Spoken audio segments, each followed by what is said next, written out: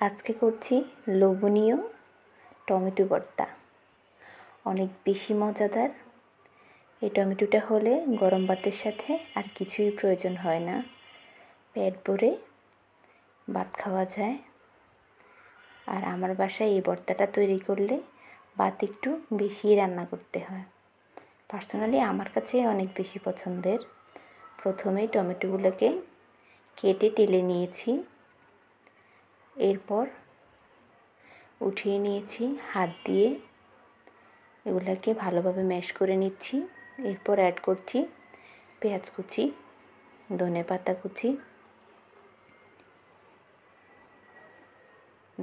কুচি, এরপর দিয়ে দিচ্ছি শুকনো মরিচ গুঁড়ো, এরপর অ্যাড করছি স্বাদ মতো লবণ, দিয়ে দিব সরিষার তেল দিয়ে ভালোভাবে এগুলাকে মেখে নিচ্ছি।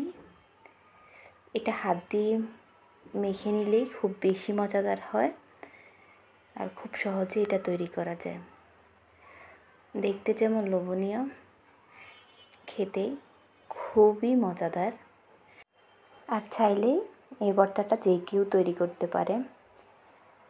সবার কাছে শেষ একটা অনুরোধ, যারা এখনও আমার চ্যানেলটাকে সাবস্ক্রাইব করেন নাই, অবশ্যই সাবস্ক্রাইব করে পাশে থাকবেন। ধন্যবাদ।